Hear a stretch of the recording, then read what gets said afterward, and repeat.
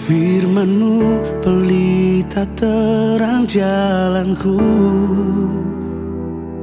beri pengharapan dan kepastian, mampukan melewati semua persoalan, sangat teruji dan beri kemenangan. Firman-Mu ceritakan kasih-Mu, menyucikan hati dan pikiranku.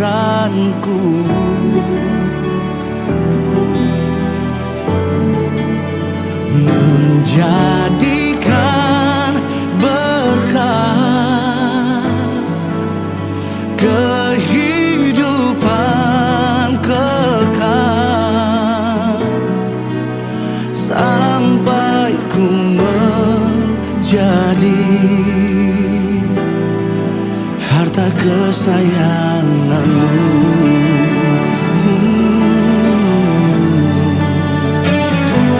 Firman-Mu pelita terang jalanku, di pengharapan dan kepastian, mampukan melewati semua persoalan, sangat teruji dan beri kemenangan.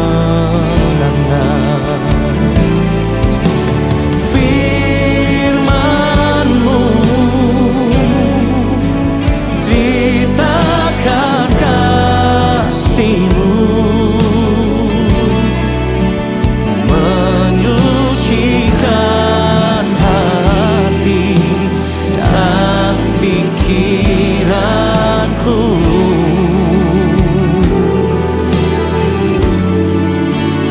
menjadikan berkah kehidupan kekal, sampai ku menjadi harta kesayangan-Mu.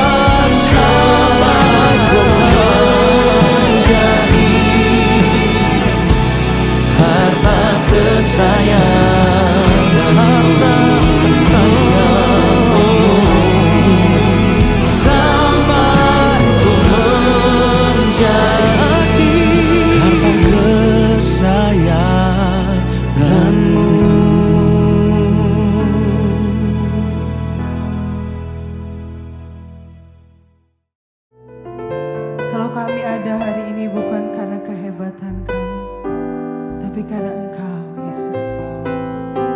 Tiada Allah yang kami sembah selain Engkau, Yesus. Nyanyikan pujian-Mu, kami bersyukur. Terima kasih, Yesus. Ini pujian penyembahan kami, Tuhan. Terima kasih. Semua karena anugerah-Mu hari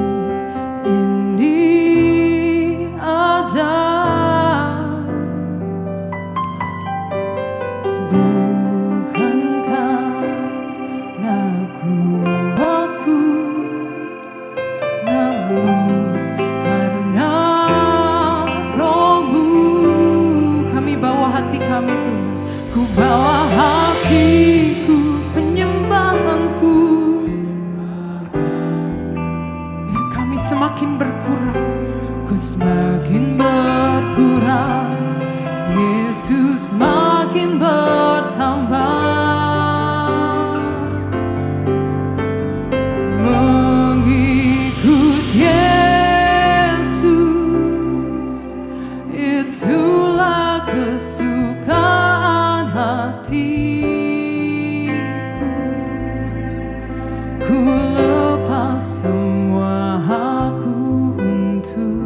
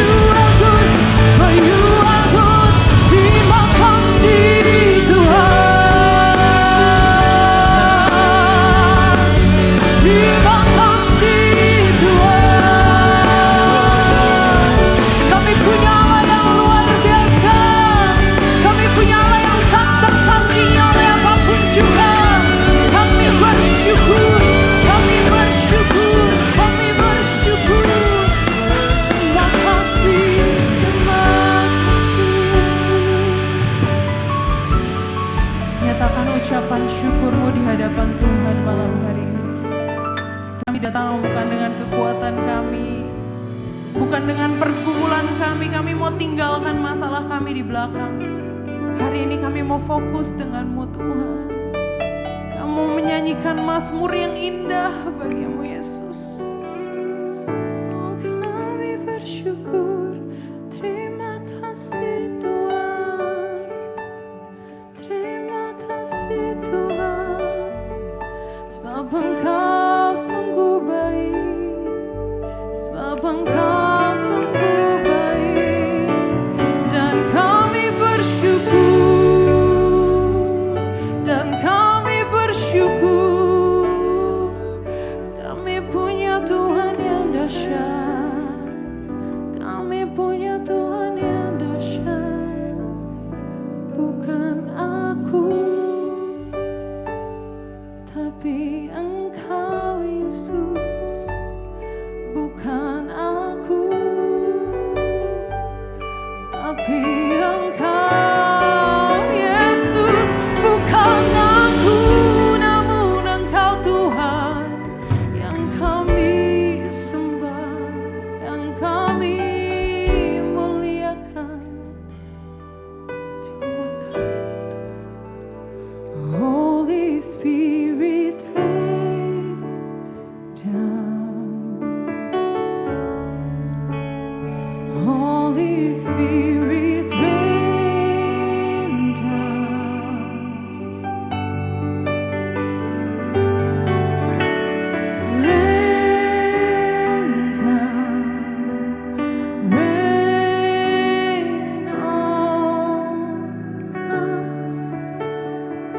Yes, Holy Spirit. Holy Spirit rain down, Jesus. Holy Spirit rain down. Thank you, Jesus. Rain down, rain on us. Holy Spirit rain down. Holy Spirit rain down. Holy Spirit, Holy Spirit rain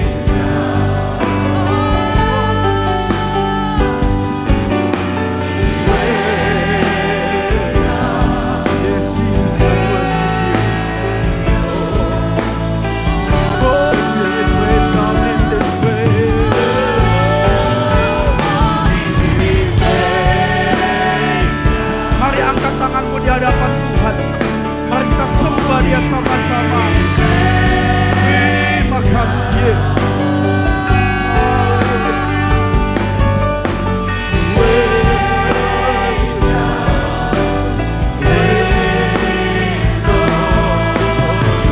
Holy Spirit, rain down in this place. Spirit, rain down. Jesus, we worship you. Holy Spirit, you are the power and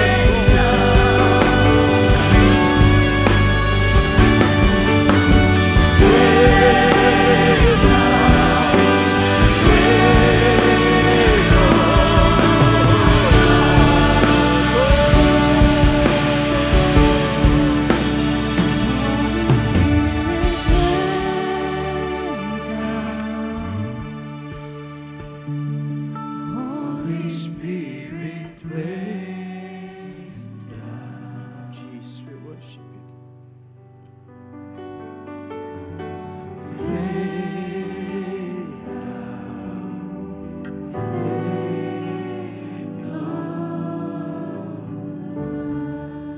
Mari pejamkan matamu. Ambil waktu sejenak masing-masing. Saya izinkan kau berdoa 1-2 menit ke depan. Berdoa masing-masing waktu sejenak. Supaya kiranya waktu engkau datang di tempat ini, engkau yang datang sebelumnya, engkau tidak bisa fokus dalam doa, engkau tidak bisa fokus membaca firman. Namun engkau datang di tempat ini, engkau bisa kembali fokus dan bertemu Tuhan. Apapun yang kau mau doakan, doakan. Jangan pedulikan kiri dan kananmu. Mari berseru kepada Tuhan bahwa mari berdoa. Ambil waktu sejenak, pejamkan matamu, cari wajah Tuhan, mendekatlah kepada Allah, maka Ia akan mendekat kepadamu. Karena Dia bukan Allah yang jauh, Dia Allah yang dekat kepada kita. Dia adalah Allah yang pribadi. Dia mau menyentuh hati saudara. Dia adalah Bapamu. Dia mengerti kebutuhanmu. Dia mengerti setiap lukamu. Dia mengerti setiap kelemahanmu. Dia mengerti setiap kecapeanmu, kelelahanmu. Mari berseru kepada Dia. Ambil waktu sejenak, mari sembah Dia sama-sama. Mari sembah Dia, angkat mazmur di hadapan Tuhan. Oh, haleluya. Oh, Jesus. Glory, haleluya. Engkau jamah setiap kami. Engkau bangun setiap hati kami.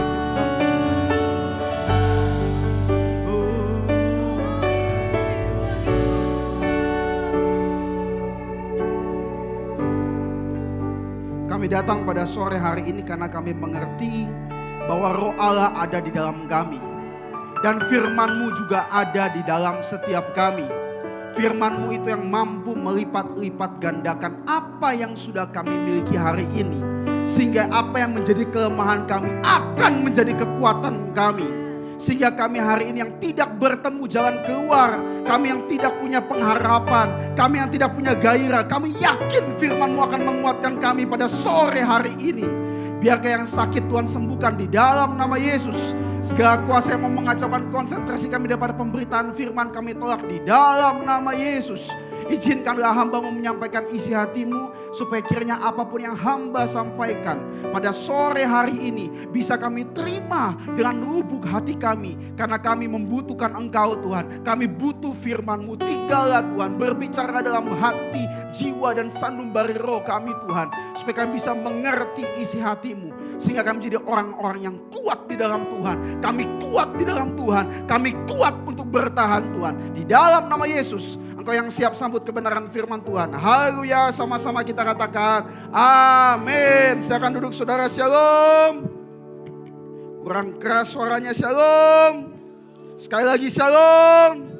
Puji Tuhan saudara, mari kita buka firman Tuhan Kejadian 2 ayat yang kedua sampai kelima. Kita baca dulu bersama-sama Kejadian 2 ayat yang kedua sampai kelima. Kejadian 2 ayat yang kedua sampai kelima. Kita baca bersama-sama dengan pelan karena kita mau belajar beberapa hal yang sangat menarik pada sore hari ini. Kita baca sama-sama 1, 2, 3. Ketika Allah pada hari ketujuh telah menyelesaikan pekerjaan yang dibuatnya. Berhentilah Ia pada hari ketujuh dari segala pekerjaan yang telah dibuatnya itu. Ayat 3.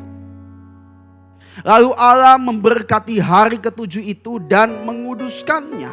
Karena pada hari itulah Ia berhenti dari segala pekerjaan penciptaan yang telah dibuatnya itu. Ayat keempat kita bisa baca bersama-sama. 1, 2, 3. Demikianlah riwayat langit dan bumi pada waktu diciptakan. Ketika Tuhan Allah menjadikan bumi dan langit. Ayat yang kelima terakhir. 1, 2, 3. Belum ada semak apapun di bumi. Belum timbul tumbuh-tumbuhan apapun di padang. Sebab Tuhan Allah belum menurunkan hujan ke bumi. Dan belum ada orang untuk mengusahakan tanah itu. Kembali ke ayat yang kedua. Pada sore hari ini saudara, kita akan belajar Kejadian 2 sampai ayat yang kelima. Saya tidak akan berbicara bagaimana penciptaan. Saya tidak akan berbicara bagaimana hari yang ketujuh. Ada orang menganggap hari ketujuh itu hari yang Sabat atau hari Sabtu. Kita percaya itu juga dan kita membiasakan dengan hari Minggu. Namun hari ini kita mau belajar sesuatu yang berbeda. Mungkin saudara belum pernah mendengar sebelumnya. Namun ini adalah bagian daripada orang Kristen, orang percaya yang kita seringkali kita lupa. Makanya banyak orang hari ini mundur. Banyak orang yang hari ini capek, gak sembuh-sembuh. Banyak orang hari ini yang tidak punya gairah. Padahal sudah dikuatkan berulang-ulang. Loh kenapa? Karena kita mau belajar makna pada hari yang ketujuh tersebut. Judul khotbah pada sore hari ini izinkan saya memberikan judul Rest but not stay.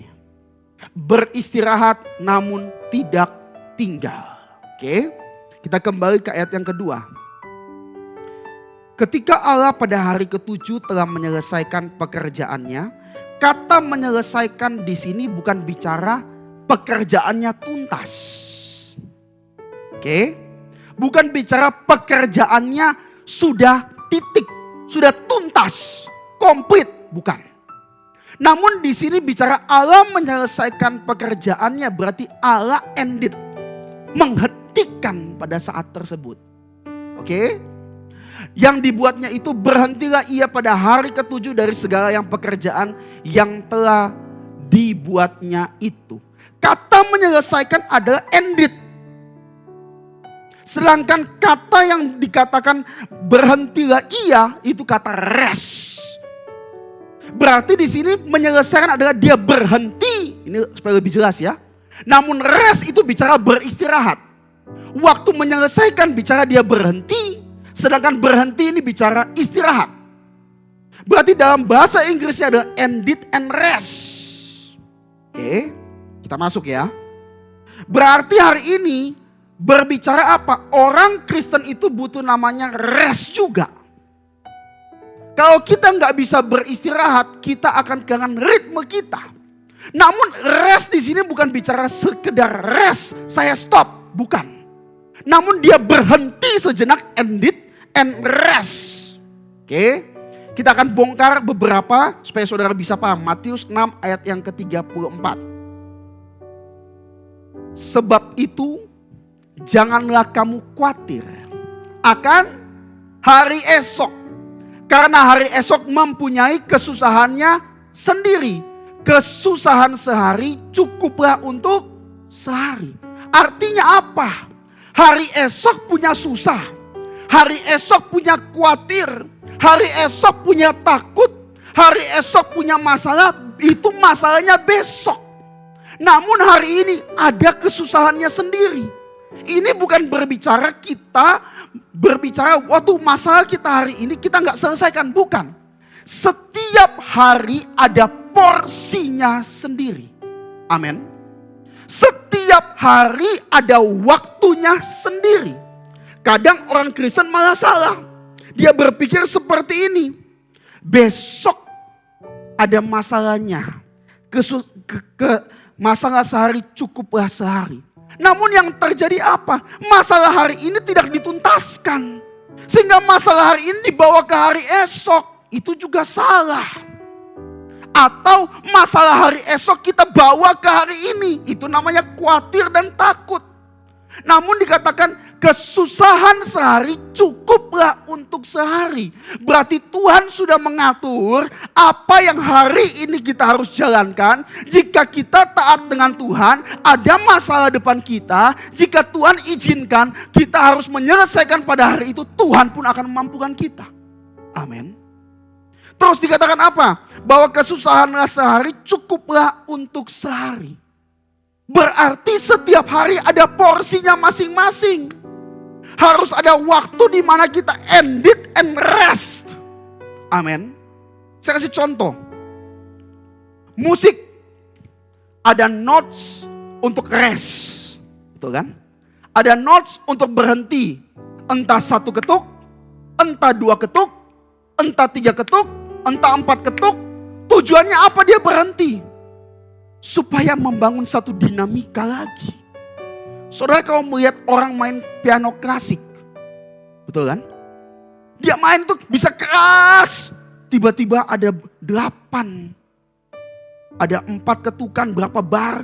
Dia berhenti. Terus dia main lagi. Berarti di tengah-tengah rest atau namanya sela itu.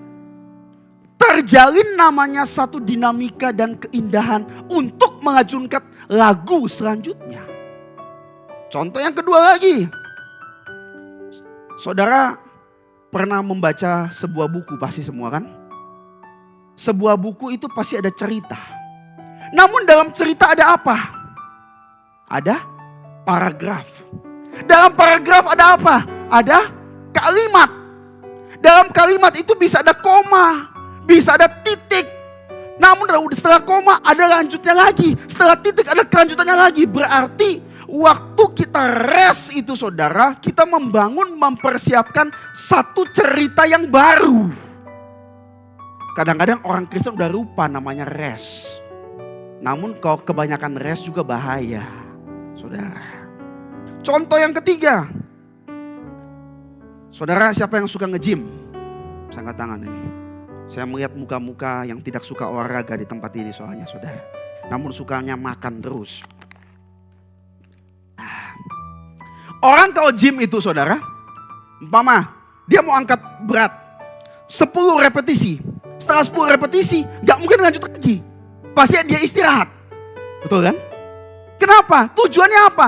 Untuk mempersiapkan repetisi selanjutnya dia harus istirahat. Untuk mempersiapkan cerita selanjutnya dia harus istirahat. Untuk mempersiapkan paragraf selanjutnya dia harus beristirahat. Untuk mempersiapkan lagu selanjutnya dia harus beristirahat. Namun apa istirahat yang harus kita pelajari hari ini? Bukan cuma tidur, saudara. Kalau tidur itu semua orang bisa tidur. Namun tidur belum tentu istirahat. Ada yang teman saya tidur bisa 12 jam, saudara. Hibernasi katanya, saudara. Beruang kalah. Ini luar biasa. Namun pas bangun rasanya capek juga loh. Buat apa tidur? Berarti rest bukan cuma bicara tidur. Namun rest bicara kita beristirahat, mempersiapkan cerita selanjutnya. Amin.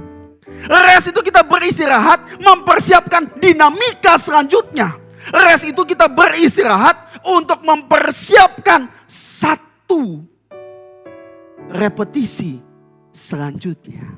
Coba kita lihat 1 Tesalonika 5 ayat 23. Ini simple kok khotbah sore ini. Namun saya mau bangun satu cerita supaya saudara tangkap gitu. Kita baca dulu sama-sama. 1, 2, 3. Semoga Allah damai sejahtera menguduskan kamu seluruhnya. Dan semoga roh, jiwa, dan tubuhmu terpelihara sempurna dengan tak bercacat pada kedatangan Yesus Kristus Tuhan kita. Stop ya. Saudara perhatikan. Tubuh itu ada apa? Ada roh, jiwa, dan tubuh. Supaya apa? Terpelihara sempurna dengan tak bercacat pada kedatangan Yesus Kristus. Kita mempersiapkan pengangkatan. Kita mempersiapkan kita dijemput oleh Tuhan. Namun kita harus bagaimana kita memelihara apa yang kita punya dengan tak bercacat pada kedatangan Yesus. Loh, bagaimana caranya? Bukan cuma maintain tubuh. Kalau saudara lihat di ayat ini yang pertama kali dikatakan saudara adalah semoga roh, jiwa, dan tubuhmu terpelihara sempurna. Ini luar biasa. Berarti harus dipelihara sempurna. Bukan cuma tubuh, bukan cuma jiwa, bukan cuma roh. Namun ada satu lingkup yang harus kita pelihara supaya kita sempurna dengan tak bercacat. Kalau kamu cuma memelihara tubuh, rohnya kamu gak pelihara, kamu juga sama seperti zombie mungkin nanti. Kamu mungkin cuma pelihara jiwa, kamu bisa ke psikolog, minum obat menenangkan. Namun tubuhmu juga rusak, rohmu tidak bangkit. Paham? Kita kupas ya. Berarti kalau ada roh, ada jiwa, ada tubuh. Rest yang pertama berarti harus rohnya dong. Beristirahat dalam roh ini jangan saudara pikir yang aneh-aneh. Gitu loh. Dan saudara pikir beristirahat dalam roh, beristirahat dengan tenang lagi saudara. Repot saudara. Dan khotbah itu kalau dipotong-potong bahaya saudara. Makanya saya langsung ngomong yang di pikiranmu yang mungkin terpikir hari ini. Karena kalau khotbah itu saudara kadang-kadang kita baru ngomong 3 kata. Saudara sudah berpikir 100 kata. Nah, dulu ada teman saudara. Itu kualat saudara, saya pernah cerita. Ini orang sendiri namun gak boleh sebut nama. Gembala senior di khotbah. Betul kan?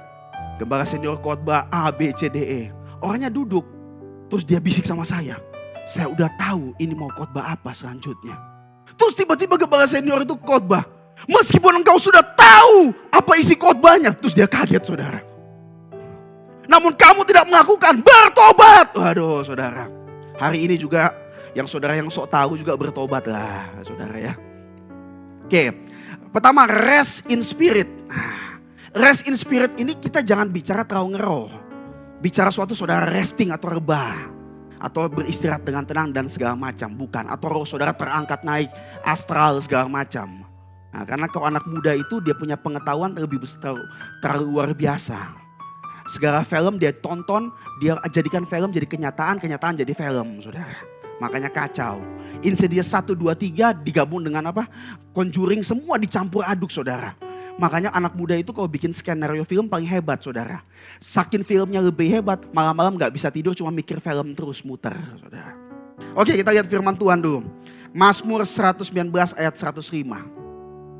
Berarti roh kita juga butuh istirahat. Istirahatnya dari roh kita tuh gimana? Pertama, harus doa. Kalau gak doa gimana rohmu bisa istirahat? Bisa rohmu menenangkan? Setelah doa apa? Worship. Ambil waktu menyembah. Saudara bisa bermazmur. Saudara mungkin gak bisa bermazmur. Saudara dengar lagu, saudara saat teduh. Gak usah mengucapkan kata-kata yang panjang. Cukup ucap syukur. Waktu saudara mengucap syukur itu saudara. Kata-kata itu saudara keluarkan dari pikiranmu, dari jiwamu. Rohmu tuh mengucap syukur saudara. Ketika kita bicara ngomongin orang apa gibah. Siapa yang suka gibah di sini? Saudara tahu gibah apa gak sih? Gibah itu adalah satu istilah di mana orang yang suka membicarakan orang lain. Menjelekkan orang lain itu namanya gibah. Nah, katakan kiri kananmu jangan gibah. Nah, itu. Paling enak gibah memang saudara kan. Kalau itu menjelekkan orang lain. Ngomong orang lain terus. Gitu. Namun waktu kita ngomong orang lain. Itu kayak racun. Racunnya apa? Apa yang saudara ngomong pasti saudara dengar. Betul kan? Saudara ngomong. Contoh ya. Jason ini. Orangnya suka makan, contoh. Kurang melayani. Ngomongin terus saudara. Waktu saudara ngomongin dia, saudara masuk di dalam telingamu. Jadi saudara membangun image Jason jelek sendiri dalam pikiran dan kehidupanmu. Itu namanya toksik. Makanya toksik itu kadang-kadang bukan cuma bicara orang kasih racun. Manusia tuh hebat. Jika hati kita pahit, mata kita gelap, maka tubuh kita juga gelap. Berarti toksik itu bisa diproduksi bukan dari orang lain. Kita sendiri bisa memproduksi toksik, terus kita bisa minum sendiri. Halo? Bener gak? Gitu. Makanya dikatakan bagaimana kita beristirahat dalam roh yang pertama tentunya harus ada waktu doa. Ada waktu menyembah. Menyembah kita gak usah ngomong. Wah saya harus bahasa roh. Saya harus bahasa A, B, C, D, enggak usah. Ucap syukur aja. Supaya dalam pikiranmu berasa, wah hari ini baik. Hari ini saya punya kekuatan. Hari ini saya punya semangat. Ini terulang terus. Bukan toksik. Saudara, namun sebuah obat hati yang gembira adalah obat yang manjur. Amin. Yang ketiga dikatakan apa? Firman-Mu itu pelita bagi kakiku dan terang bagi jalanku. Setelah doa, ambil waktu menyembah, harus baca firman. Karena firman itu yang membuat roh kita itu bisa beristirahat dan orang itu bisa tenang berjalan. Contoh, saudara pergi ke satu tempat, namun saudara nggak tahu mau kemana, saudara pasti stres. Betul kan? Roh kita juga itu harus diisi oleh firman Tuhan supaya kita tahu kemana kita harus berjalan. Kemana kita harus melangkah. Apa yang harus saya putuskan? Apa yang harus saya katakan? Namun kembali lagi, harus istirahat. Istirahatnya gimana? Doa, menyembah, baca firman. Supaya saudara bisa melanjutkan cerita yang selanjutnya. Yang kedua, rest in soul. 1 Petrus 4 ayat yang ke-7. Beristirahat dalam jiwa. 1 Petrus 4 ayat yang ke-7. Nah, istirahat dalam jiwa itu gak bisa saudara ngomong, saya ke psikolog, psikiater, saya harus rest. Dia mungkin bisa membantu saudara. Namun ingat urutannya. Pertama saudara harus bisa selah atau rest itu dalam rohmu dulu. Setelah itu saudara bisa beristirahat, bagaimana jiwamu bisa beristirahat. Setelah itu baru tubuhmu. Kesudahan segala sesuatu sudah dekat. All things come to the end. semuanya akan segera selesai. Semuanya sepertinya akan selesai. Semuanya seperti deadline-nya sudah mau tutup. Karena itu kuasailah dirimu dan jadilah tenang supaya kamu dapat berdoa. Lah, bagaimana kita bisa mengistirahatkan jiwa kita? Harus kuasai diri dan tenang. Tanpa penguasaan diri dan ketenangan, saudara gak pernah bisa mengistirahatkan jiwamu. Jiwamu hanya seperti orang yang capek. Mencari informasi A, B, C, D, E semua. Kenapa? Karena kamu gak bisa kuasai diri. Karena kamu gak bisa menenangkan dirimu. Sehingga kamu minum obat penenang. Halo. Makanya pertama, bagaimana rohmu bisa di-recharge? Doa, worship, baca firman. Setelah itu bagaimana jiwamu itu bisa istirahat? Kuasai diri dan jadilah tenang. Amin. Tanpa kita kuasai diri kita, tanpa kita menjadi tenang, kita akan mencari obat penenang di luar sana. Yang terakhir, rest in body. Mazmur 4 ayat yang ke-7. Ya, kau istirahat yang tubuh ini semua orang suka dan gampang. Namun sayangnya, kalau kamu cuma beristirahat dengan tubuhmu, kamu gak ambil jiwamu untuk diajak istirahat. Rohmu diajak untuk di-recharge. Tubuhmu akan capek terus kok, percaya saya. Tubuhmu akan capek terus. Mazmur dulu kita buka, Mazmur 4 ayat yang ke-7. Oke, kita baca dulu sama-sama. 1, 2, 3. Engkau telah memberikan sukacita kepadaku. Lebih banyak daripada mereka ketika mereka kelimpahan gandum dan anggur. Stop ya.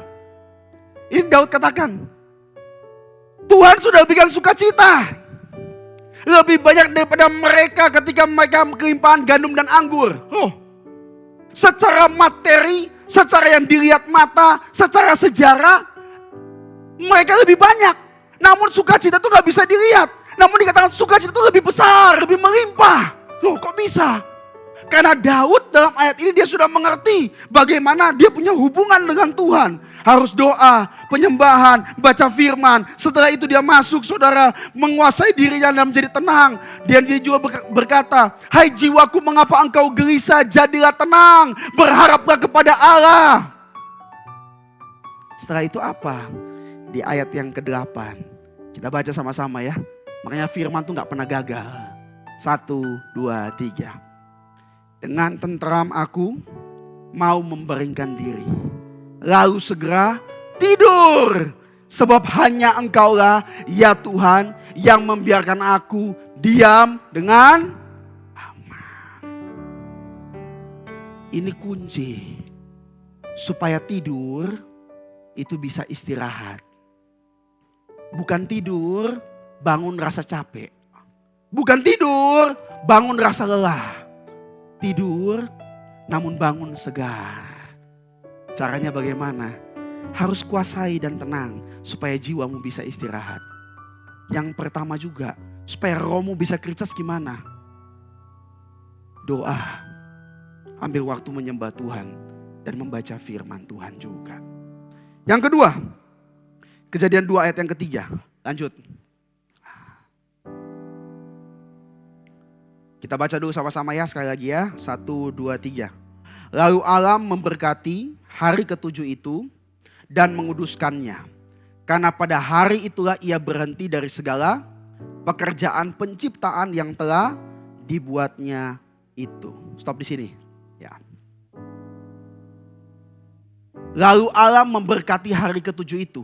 Hari yang dia istirahat. Oke. Dan menguduskannya. Karena pada hari itulah ia berhenti dari segala pekerjaan penciptaan yang telah dibuatnya. Poin yang kedua, berkat dan kekudusan. Waktu kita mengambil waktu istirahat, ingat, di situ pun tetap ada berkat Tuhan. Dan tetap harus ada namanya kekudusan. Bukan kita bilang, wah saya mau healing, saya mau rest. Namun saya mengambil waktu di mana saya berbuat dosa. Waktu saudara berbuat dosa, saudara pikir saya keluar dari rutinitas saya. Ternyata bukan rest, Waktu saudara sudah melakukan itu, malah saudara jatuh lebih dalam. Saudara bangun, saudara lebih sakit lagi. Makanya ketika dalam istirahat kita, ingat. Ada berkat dan kekudusan. Gak bisa dipisahkan. Paulus katakan pada Timotius, jangan kamu cuma minum air aja. Kamu harus tambahkan sedikit anggur. Supaya baik untuk pencernaanmu. Dan supaya engkau mungkin bisa beristirahat gitu kan. Berarti bicara apa? Kalau kita meminum anggur, bukan masalah dosanya ketika minum anggur. Karena Yesus membuat air menjadi anggur. Namun yang masalah di mana ketika kita mau mengambil waktu istirahat kita dan kita mabuk anggur. Nu. Saudara tahu nu artinya apa? Nu itu artinya adalah tempat peristirahatan. Resting place. Dia membangun satu batra yang besar. Perhatikan ya. Dia bangun batra yang besar. Waktu dia habis bangun batra yang besar, apa yang dia lakukan? Dia minum. Waktu dia minum, dia terdapat mabuk. Waktu dia mabuk disitulah. Maka dia pun muncul rasa bersalah, rasa malu. Karena apa yang menjadi auratnya dilihat oleh anaknya.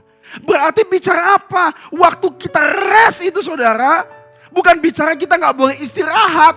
Bukan bicara kita gak boleh keluar dari rutinitas kita, boleh. Namun ingat, tetap dalam istirahat kita ada berkat Tuhan dan tetap harus ada kekudusan. Rest untuk kita punya cerita yang baru. Rest supaya kita punya inspirasi yang baru. Makanya ketika engkau capek, jangan lari pada dosa. Lari kepada Allah.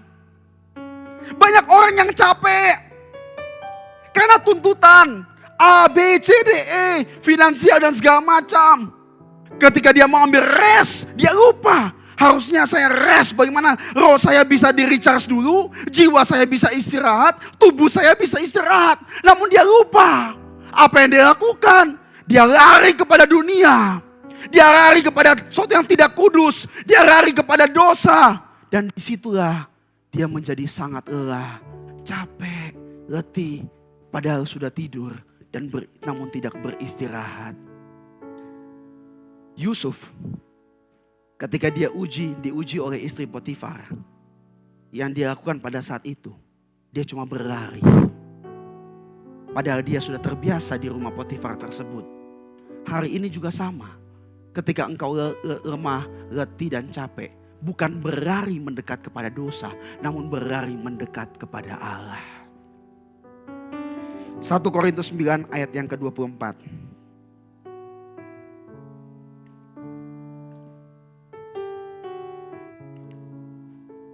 Kita baca dulu sama-sama ya.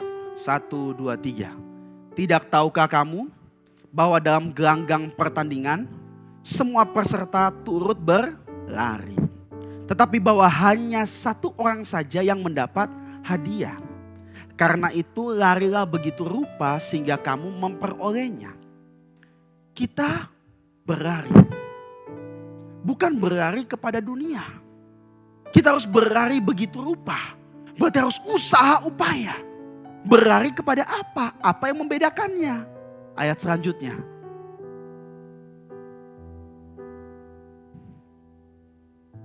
Ayat 25, tiap-tiap orang yang turut mengambil bagian dalam pertandingan, stop ya, berlari begitu rupa.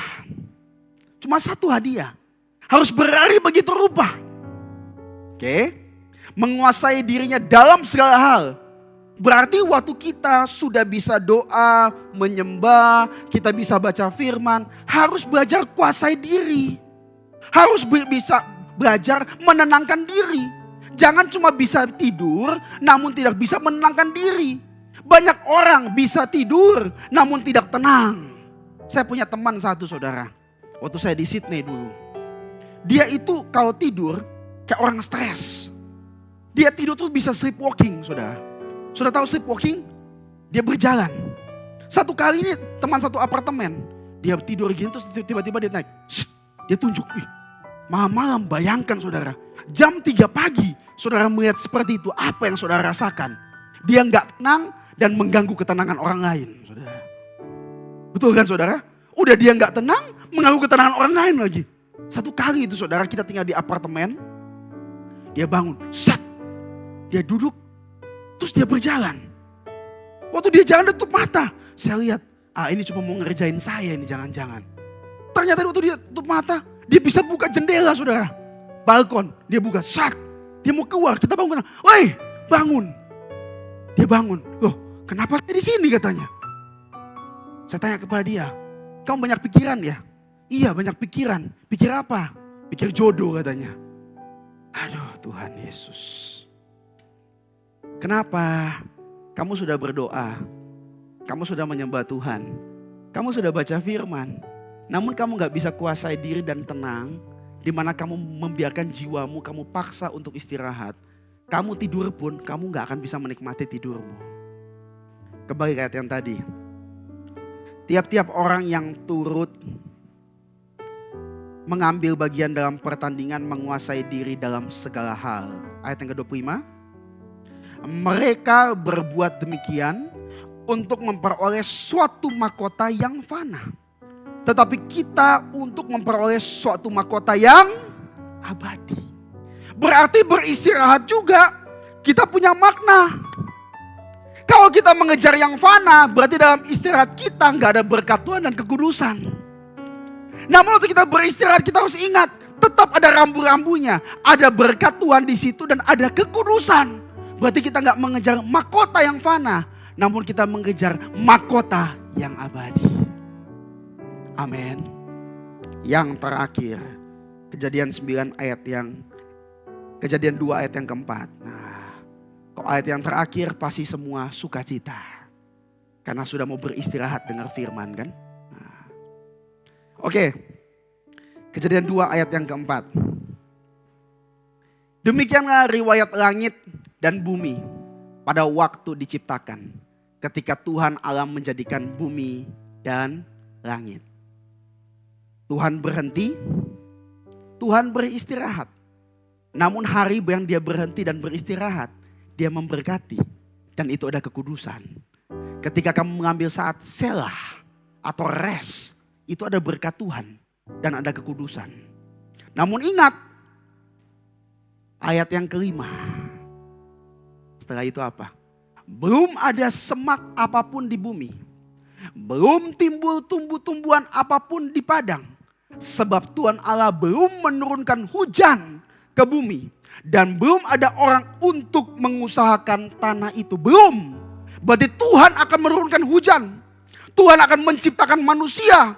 Tuhan akan menciptakan semak untuk di bumi. Berarti waktu rest itu adalah satu waktu yang necessary semua kita harus punya. Supaya kita bisa mempersiapkan satu cerita yang baru. Satu narasi yang baru. Satu paragraf yang baru. Satu dinamika yang baru.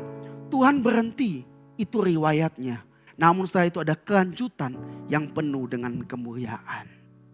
Makanya rest but not stay. Kalau kamu beristirahat, bukan berbicara beristirahat namun tinggal. Namun beristirahat untuk mempersiapkan sesuatu yang lebih besar. Saya tutup dengan satu pandangan sederhana. Yakobus 1 ayat yang ke-13. Apabila seorang dicobai, janganlah ia berkata, pencobaan ini datang dari Allah. Sebab Allah tidak dapat dicobai oleh yang jahat. Dan ia sendiri pun tidak mencobai siapapun. Kita pahami dulu. Allah tidak mencobai. Namun Allah mungkin mengizinkan pencobaan terjadi. Supaya menguji kita. Namun pencobaan yang kita alami itu tidak diizinkan di luar kemampuan kita.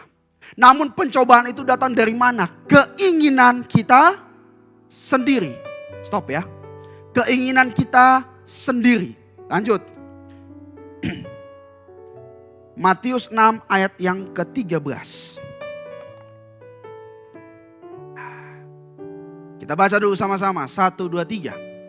Dan janganlah membawa kami ke dalam pencobaan. Tetapi lepaskanlah kami daripada yang jahat. Karena Engkaulah yang punya kerajaan dan kuasa dan kemuliaan sampai selama-lamanya. Amin. Saudara sudah biasa mendoakan ini setiap ibadah. Dikatakan apa?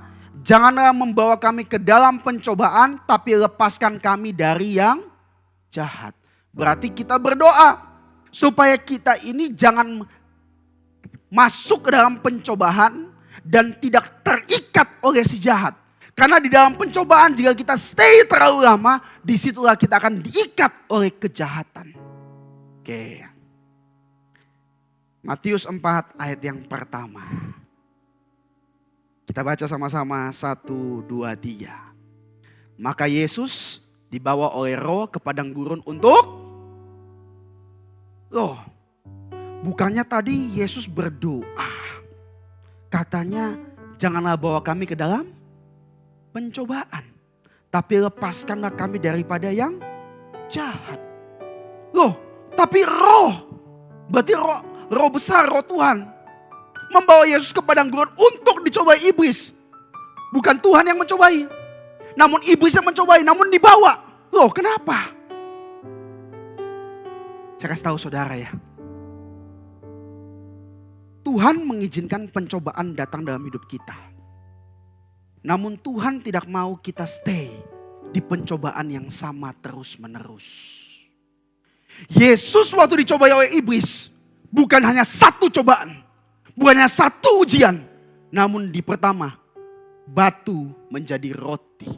Disuruh sembah setan. Disuruh jatuhkan diri. Namun dia lolos semuanya. Artinya apa? Tuhan tidak mau kita stay di pencobaan-pencobaan ujian yang sama terus menerus. Makanya dikatakan apa? Kalau kita stay di pencobaan yang sama, kita akan jatuh ke dalam tangan si jahat. Yusuf. Ketika dia dapat visi, saudara menolak. Orang tua belum memberikan motivasi. Saudara menjual dia. Pertama ditolak, setelah itu dijual. Cobaannya beda. Setelah itu dia masuk. Udah jadi orang baik. Udah jadi orang yang budak yang baik. Ternyata diuji lagi kekudusannya. Oleh istri daripada Potifar. Namun dia tetap bertahan dalam kekudusannya. Dia masuk, dibuang ke dalam penjara. Dia tetap menjadi orang yang baik. Bahkan sampai terakhir. Ketika dia diangkat menjadi menteri. Menjadi orang yang hebat. Saudaranya sudah datang kok. Dia punya rasa untuk balas dendam. Dia punya power. Bahkan dia bilang, ayo kasih harta-harta sebagian ke mereka punya tempat. Terus dia suruh pasukannya kejar.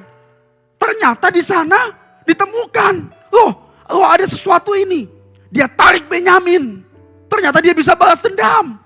Namun waktu dia punya power dan keinginan. Seorang dicobai bukan Tuhan yang mencobai. Namun keinginannya sendiri. Pada saat itu dia pun tetap lolos. Loh kok bisa? Satu hal. Yusuf gak mau stay. Hari ini boleh istirahat. Istirahat yang benar. Rest, kita harus recharge. Setelah itu apa? Ada berkat dan kekudusan. Namun yang ketiga, bukan bicara engkau tetap tinggal. Jika engkau tetap tinggal di tempat yang sama terus menerus, berarti engkau tidak tahu apa artinya, bagaimana tubuh, jiwa dan rohmu butuh restnya gimana, saudara gak tahu. Hari ini kita belajar sesuatu yang sederhana. Supaya setiap kita hari ini tidak stay di tempat yang sama. Namun kita terus berjalan. Kita raih mahkota sorgawi yang nyata bagi kita semua. Mari kita bangkit berdiri, saya undang PAW untuk maju ke depan. Saya tutup dengan satu ayat, kita buka 1 Yohanes 3 ayat yang ketiga.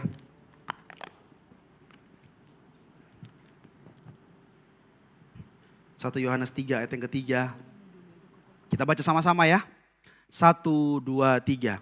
Setiap orang yang menaruh pengharapan itu kepadanya menyucikan diri sama seperti dia yang adalah suci.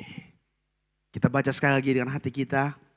1, 2, 3. Setiap orang yang menaruh pengharapan itu kepadanya menyucikan diri sama seperti Dia yang adalah suci. Pengharapan kita gak bisa lihat loh.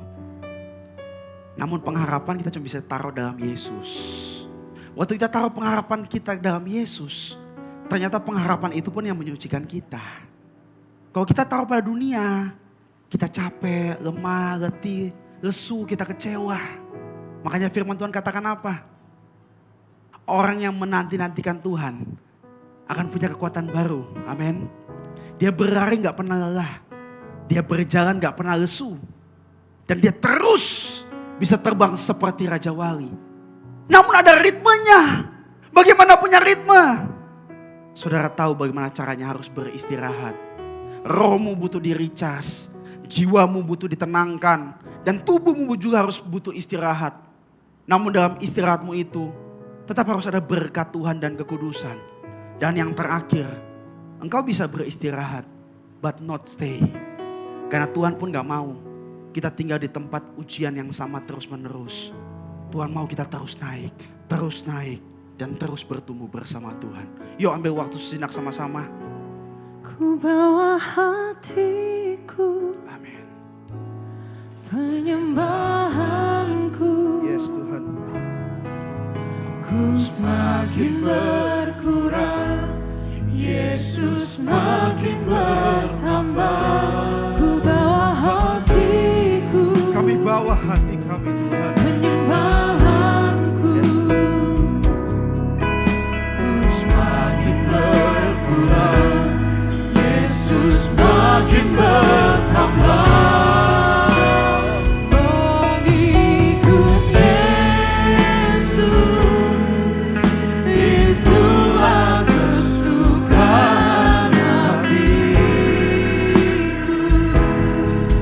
Ku lepas semua aku untuk mengenal kehendaknya di hidupku. Kami mau ikut Engkau Tuhan. Kami mau taruh pengharapan kami kepada Tuhan. Karena itu yang menyucikan hati kami, menyucikan pikiran kami, menyucikan jiwa dan roh kami. Sehingga kami tidak stay di tempat yang sama, namun kami berjalan lebih dekat dengan Tuhan, berjalan dengan visi Tuhan, dan Tuhan tambah kembangan setiap kekuatan kami. Hamba yang berkenan, sama-sama kita nyanyikan. Ikut Yesus, itulah kesukaan hatiku. Ku lepas semua aku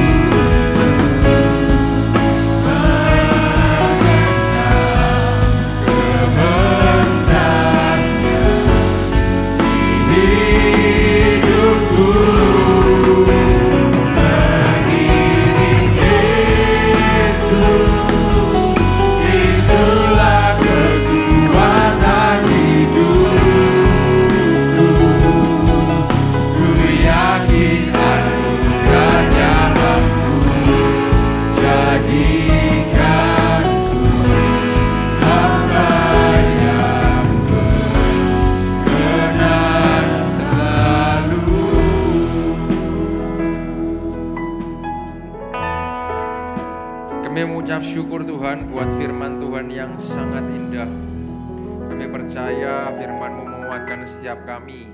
Kami yang lemah, kami yang putus asa, kami yang tidak punya harapan Tuhan. Kami percaya lewat firman Tuhan yang baru saja kami dengar, Engkau menguatkan kami karena kami percaya firman-Mu itu adalah Engkau sendiri Tuhan. Engkau berkati hamba-Mu yang telah menyampaikan firman Tuhan, Pastor Stefanus Tuhan, dalam pelayanannya, dalam keluarganya, dalam pekerjaannya, apapun yang dilakukan Tuhan berhasil dan banyak jiwa dimenangkan oleh karena pelayanannya. Terima kasih Tuhan Yesus. Kami juga berdoa juga Tuhan untuk gereja-gereja yang ada di seluruh dunia, bagi para hamba Tuhan, sampai kepada semua jemaatnya. Kiranya Tuhan memberkati mereka semua supaya mereka menjadi berkat dan berdampak, sehingga gereja di seluruh dunia dipenuhi oleh jemaat yang mencari Tuhan dengan tulus dan takut. Buat semua hamba Tuhan dan gereja bersatu, rukun dan tidak terpecah-pecah, supaya dunia percaya Yesus adalah Tuhan bagi kemuliaan Allah Bapa.